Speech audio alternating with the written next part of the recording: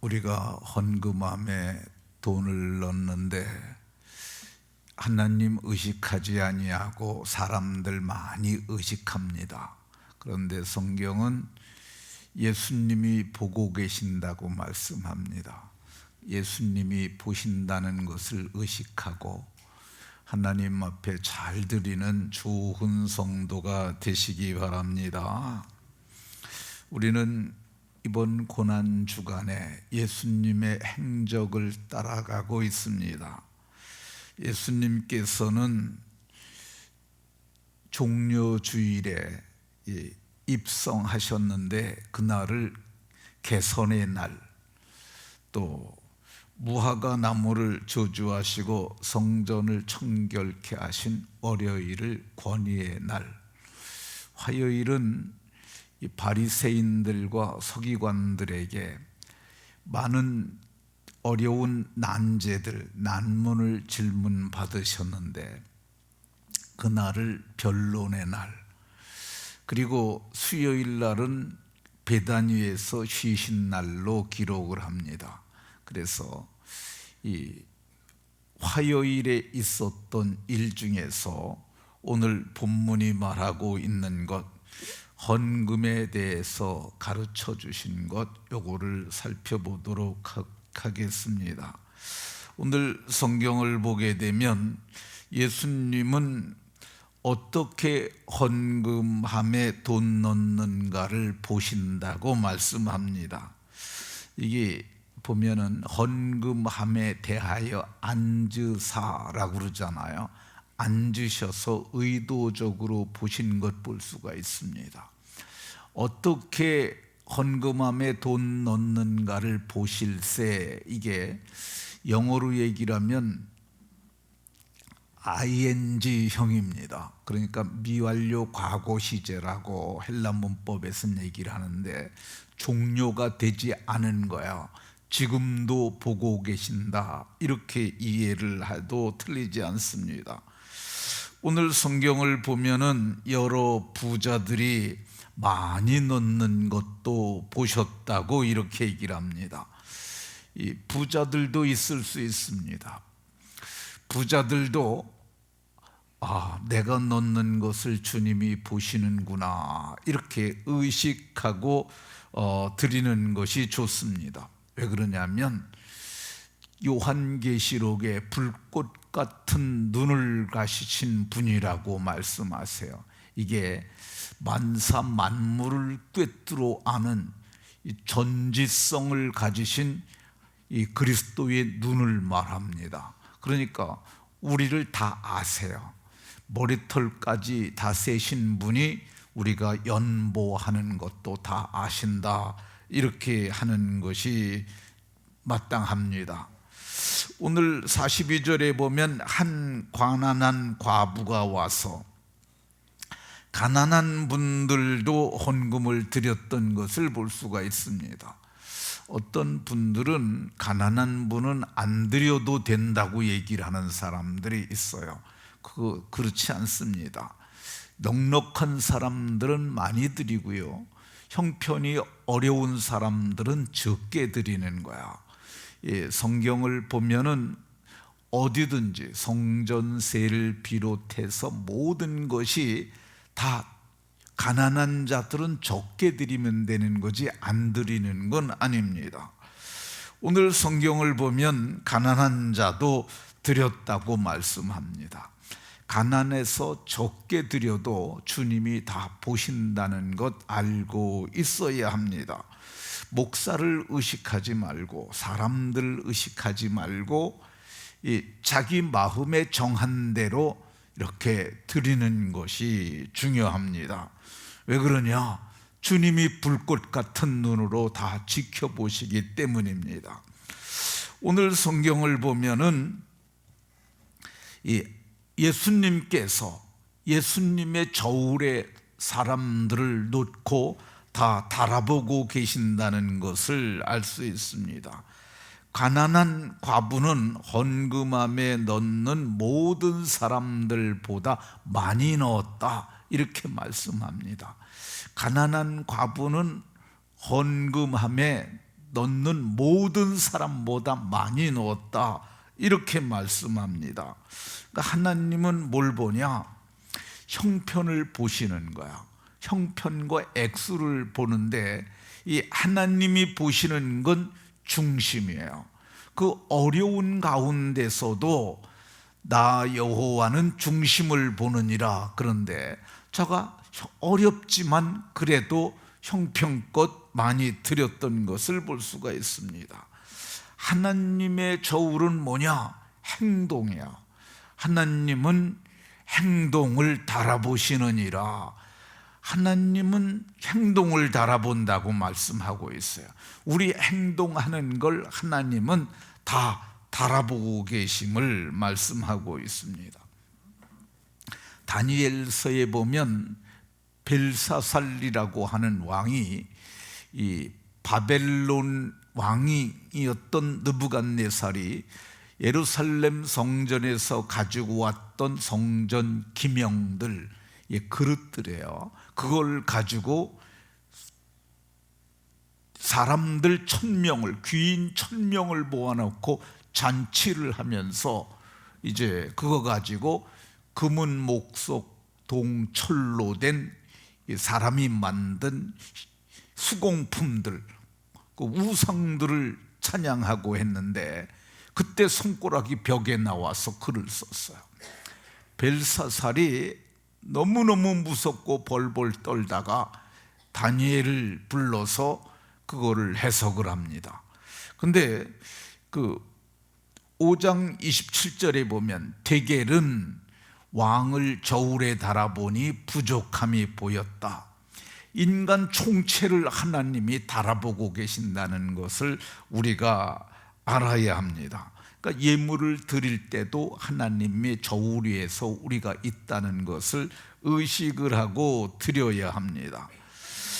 우리는 헌금 액수를 보고 판단하지만은 예수님은 형편을 보고 드리는 것, 보고 판단하시는 것을 볼 수가 있습니다. 그러니까 형편이 어떠한 가운데서 그 드렸는가, 하나님은 그 다루시는 하나님의 저울이 있는 것을 봅니다. 과부가 드린 것은 그러면 얼마나 드렸느냐? 2렙돈 한 고드란트를 넣었다고 마가복음 12장 42절에 2렙돈은 한 고드란트예요. 한 고드란트는 바꿔 얘기하면 2렙돈이 되는 거죠. 렙돈은 헬라 동전이고 고드란트는 로마 동전입니다. 이거를 오늘날 환율로 계산하면은 데나리오는 이 하루 일당 1당이라고 하는데, 1당이 16만 원은 조금 더 되는 것 같지만 계산하기 좋게 16만 원이라고 그러면 아사리온은 데나리온의 16분의 1, 고드란트는 아사리온의 4분의 1. 한 고드란트 곧 2렙돈은 그러면 얼마 정도 되느냐? 2,500원 정도 드렸다고 볼 수 있습니다. 그러니까 이 일상 드리는 헌금을 2,500원 정도를 드렸는데, 그 형편을 보고 보니까 부자들은 많이 드렸지만은 그들은 풍족한 가운데 드렸는데, 이 사람은 어려운 가운데 생활을 전부를 드렸으니까 많이 드렸다고 이렇게 말하시는 것을 볼 수가 있습니다. 어떤 분들은 인색해서 형편이 괜찮은데도 조금 드리는 사람이 있고, 어떤 분들은 힘을 다하여 드리는 분들이 있습니다. 부활절 헌금을 얼마 정도 드리면 적절할까? 이건 제 생각입니다. 여러분 생각과 조금 다를 수도 있어요. 한국의 경제 상황, 그리고 양주 지역의 경제 등을 살펴보면은 유초등부는 중고등부까지는 이 형편을 따라서 아이들이 헌금을 할 때 5,000원이나 10,000원 정도 하면 괜찮다고 생각합니다. 왜 그러냐면 부활절은 최대의 명절이기 때문에 그렇습니다. 저는 기독교 명절 중에 부활절이 가장 큰 명절이라고 봅니다. 왜 그러냐면 그리스도께서 부활하신 새 창조의 날이고 우리가 영광의 몸을 입을 것을 바라보는 가장 큰 최대의 명절이기 때문에 헌금을 조금 무겁게 해도 괜찮다고 생각을 합니다. 서리 집사는 제 생각에는 5만 원 이상은 하는 것이 좋다. 근데 형편이 어려우면은 덜 해도 괜찮습니다. 형편이 어려울 때는, 그러나 안 하면 안 돼요. 1만 원을 하더라도, 서리 집사라도 형편이 어렵더라면 그렇게 하더라도 꼭 동참하는 것이 좋습니다. 왜 그러냐면 기독교 최대의 명절이기 때문에 그렇습니다. 권사님, 안수 집사님, 장로님들은 조금 더 해야 합니다.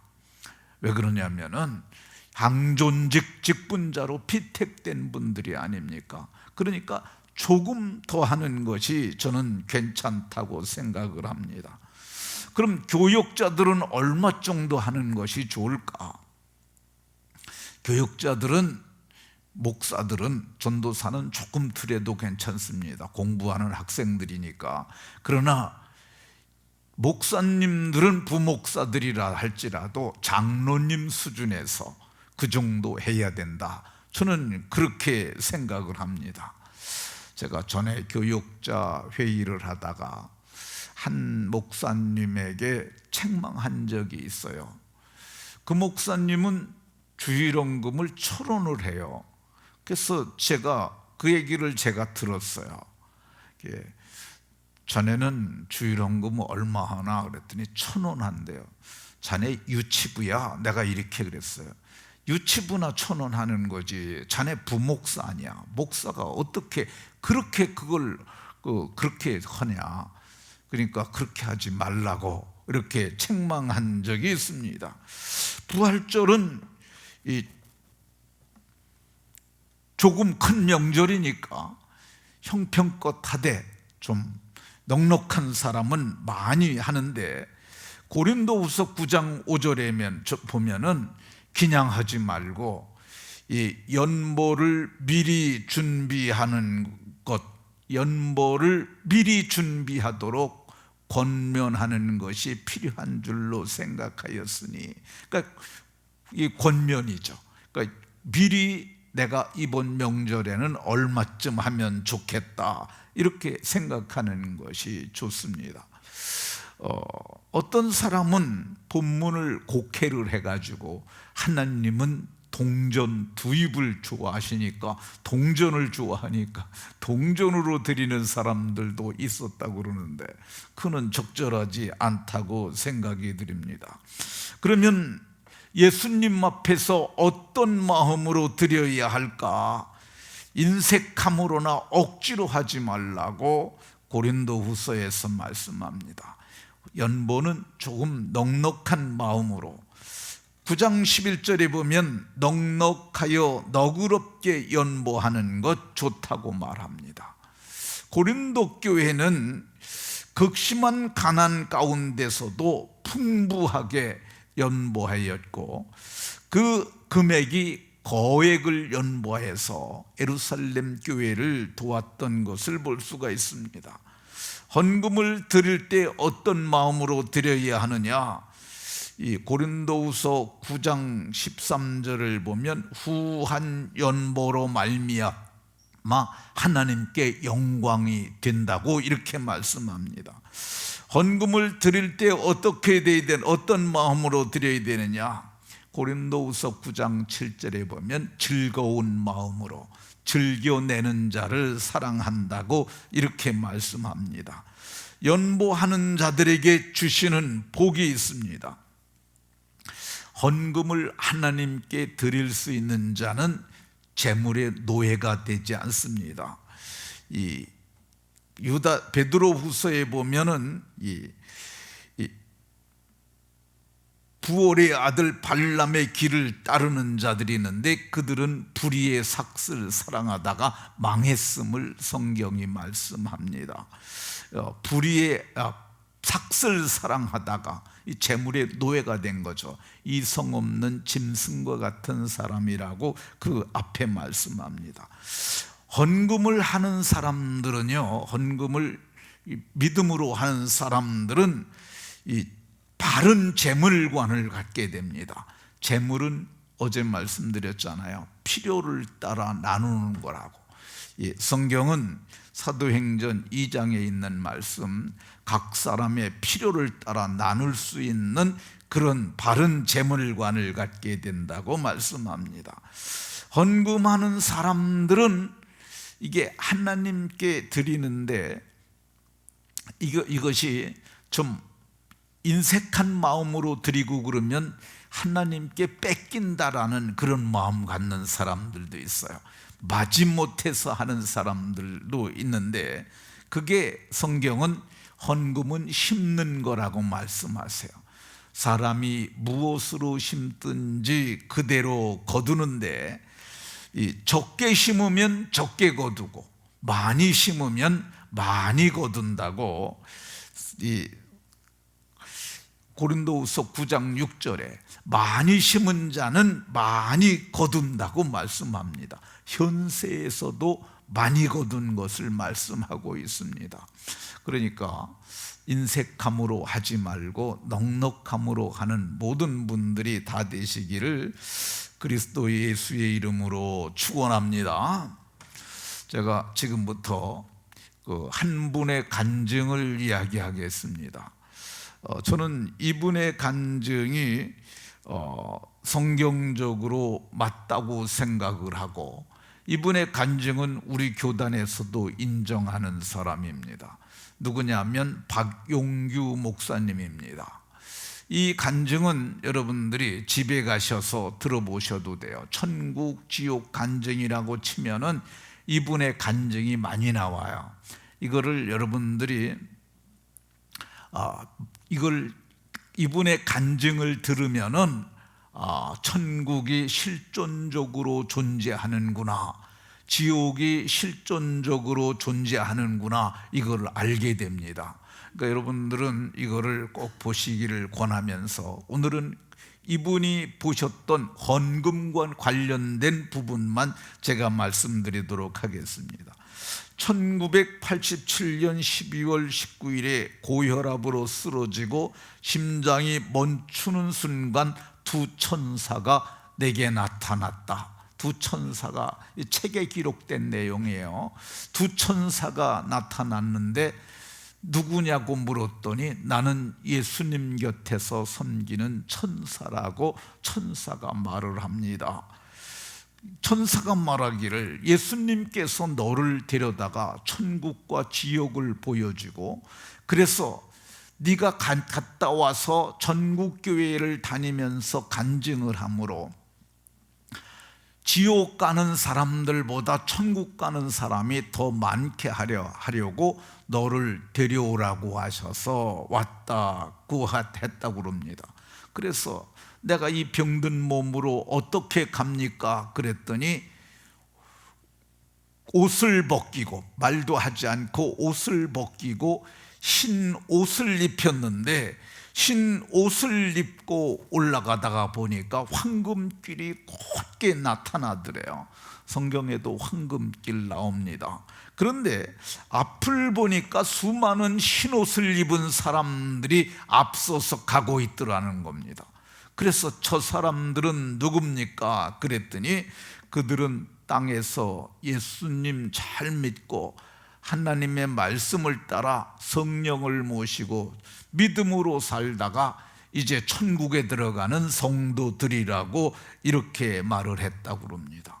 그래서 이제 천국에 들어갔는데, 그때 천국에 들어가자마자 땅의 사람 박용규야 라고 하는 목소리를 들었대요. 자기가 직감으로 예수님이다 느꼈다고 합니다. 그때 그가 말하기를, 주님, 꿈에도 그리운 예수님, 이 죄인이 왔습니다. 죄값으로 저주받아 병든 몸이 되어 왔습니다. 용서해 주십시오라고, 그리고 거기서 통곡을 했는데 주님이 울음을 금치라 이렇게 말씀하셔서 울음을 그쳤는데, 근데 주님이 보이질 않는 거야. 주님을 보고 싶습니다. 그랬더니 네가 다시 내려가서 복음을 전하고 오면 그때 내가 나의 모습을 볼 수 있을 것이라고 말씀하면서 이 5가지의 질문을 하셨다고 그럽니다.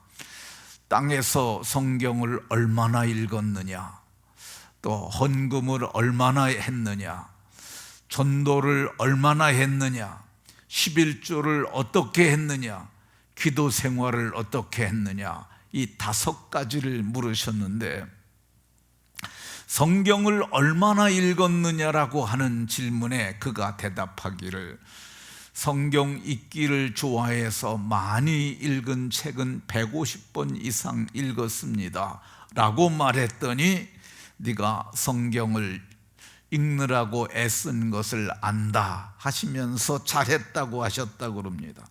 2번째, 너는 헌금을 얼마나 했느냐? 그래서 헤아릴 수가 없으니까 주님, 주께서 아시나이다 했더니 내가 성남제일교회를 개척할 때 집을 팔아서 교회를 세운 것을 내가 알고, 교회가 어려울 때 1년 동안 사례비 받지 아니한 것을 내가 안다라고 말씀하셨다고 합니다. 3번째, 너는 전도를 얼마나 했느냐? 알 수가 없잖아요. 그래서 주님이 아시나이다 그랬더니 주께서 내가 세상에 있을 동안 여러 사람들에게 전도를 하였고 내가 세례를 준 사람이 1026명이라고 말씀하셨다고 합니다. 그래서 이제 깨어나가지고 이 성남제일교회 그리고 평안교회 2교회를 물어보니까 합쳐보니까 1026명이 맞았다고 합니다. 4번째 질문하시기를 너는 11조를 어떻게 하였느냐? 그래서 주께서 아시나이다 라고 했더는 너는 11조보다 많은 11조를 한 때가 많다. 그런 거로 너희 자녀들이 복을 받아 땅에서 잘 될 것이라고 칭찬하셨다고 하셨습니다. 그리고 마지막으로 너는 기도 생활을 어떻게 했느냐? 그래서 말을 못하고 있었더니 내가 4가지는 잘했는데 큰 교회를 담임 목사가 되고 유명한 목사가 되었을 때 바쁘다는 이유로 기도 생활을 게을리했다고 책망을 하셨다고 합니다. 주님이 이제 천국과 지옥을 보여주라고 그러셔서 천국에 가서 천사들의 안내를 받아서 어느 집 앞에 갔는데 아주 화려한 옷을 입고 얼굴에 기쁨이 넘치는 모습으로 자기를 기다리는 사람이 있었다고 합니다. 천사에게 물었다고 그래요. 이분이 누구십니까? 그랬더니 이분은 한국교회에서 교회 짓는데 건축 헌금을 제일 많이 한 정찬우 장로라고 이렇게 알려졌다고 합니다.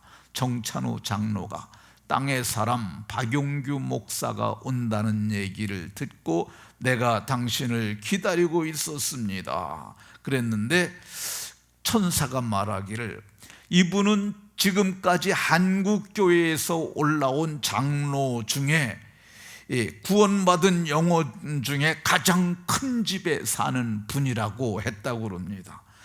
정찬우 장로는 황해도 재령읍에 있는 동북교회의 장로였다고 합니다. 이분은 배운 것이 없는 무식한 분이셨다고 합니다.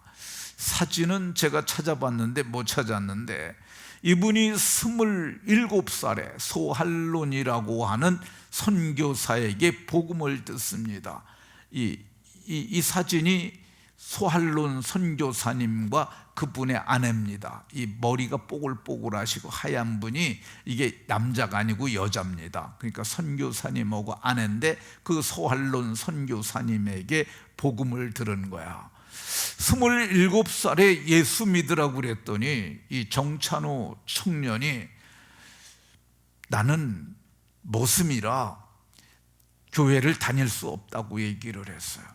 그러면 당신이 머슴을 하지 않으면 되지 않느냐고 그랬더니 내가 머슴을 하지 않으면은 내가 먹고 살 수가 없다고. 우리 어머니도 있고 그래서 나는 머슴을 해야 된다고 그랬더니 그러면 내가 얼마를 줄 테니까 이거 가지고 머슴을 그만두고 장사를 하라고 얘기를 했습니다.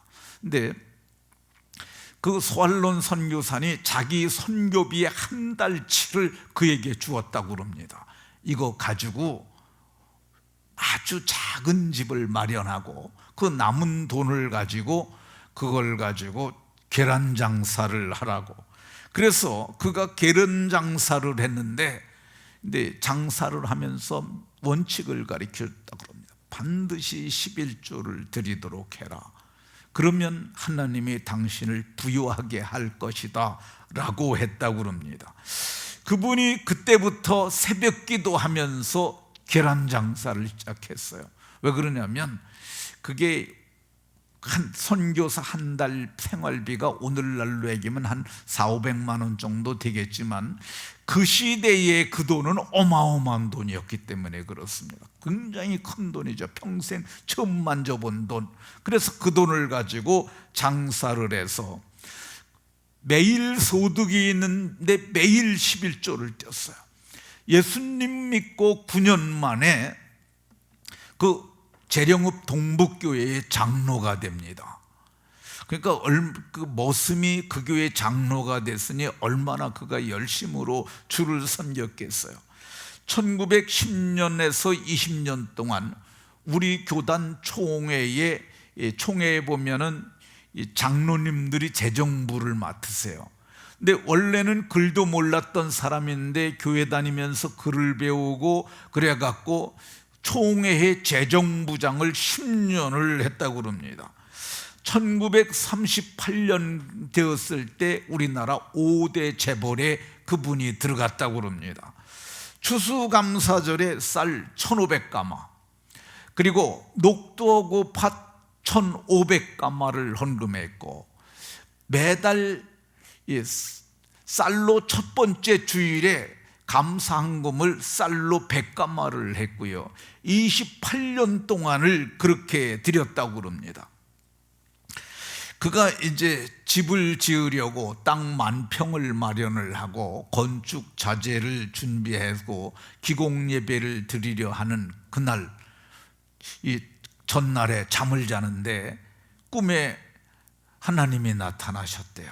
그래가지고 너는 내 집을 짓기 전에 네 집을 먼저 짓느냐라고 말씀을 하셔서 그 이튿날 그 밤을 뜬 눈으로 지새우고 교회 가서 기도하고 새벽 기도를 마치고 담임 목사님을 찾아가서 말하기를 어젯밤에 그런 꿈을 꿔서 내가 건축하려던 이 땅 그리고 이 모든 자재를 교회를 건축하는 데 사용하도록 하겠습니다. 그래갖고 10,000평에다 자기가 자기 집 지으려고 했던 모든 건축 비용을 들여서 건축을 했다고 합니다. 그래서 이분이 건축 헌금을 가장 많이 하신 분이요, 또 가난한 교회의 목사 전도사들에게 물질적으로 많이 나눠준 충성스러운 장로고 아끼지 아니한 장로였다고 그렇게 합니다. 말씀을 마치도록 하겠습니다. 우리가 세상 살아가는 동안 재물은 필요한 겁니다. 힘이 있을 때, 기회가 있을 때 드리면은 현세에서 하나님이 갚아주시고 하나님께서 그 믿음을 보고 자손들에게 갚아주시고 그리고 주의 나라에서는 상으로 갚아주시는 줄로 믿으시고 믿음으로 예물을 드리는 좋은 성도님들이 다 되시기를 예수 그리스도의 이름으로 축원합니다. 하나님, 이 새벽에 헌금함을 대하여 앉으사 돈 넣는 것을 보셨던 예수님을 제목으로 말씀을 상고했습니다. 하나님 지켜보신다는 것 알면서 하나님 앞에 예물 드리는 신실한 믿음의 사람들 다 되게 하여 주옵소서. 매일 감사한 마음으로 정혜선 권사님, 담임 목사, 이승일 백현주 집사님 하나님 앞에 드렸습니다. 하나님 이 예물 기뻐 받으시고 복 주옵소서. 딸 지온이 정상으로 검사 나오도록 복 주셔서 감사하고 믿음으로 잘 양육하는 부모 되게 해달라고 예물 드렸습니다. 또 21일을 작정하고 8번째 예물을 드린 분도 있고 1,000번째 소원을 담아서 3분이 드렸습니다. 기뻐 받으시고 복 주옵소서. 고난주간에 새벽을 깨우며 간구와 소원을 올리는 아름다운 성도들을 복 주셔서 하나님 정찬우 장로처럼 큰 재물 얻게 해주시고 현세와 내세에서 복을 받고 누리고 살다가 영광에 들어가는 아름다운 복이 있도록 복 주옵소서. 예수 그리스도의 이름으로 기도하옵나이다. 아멘.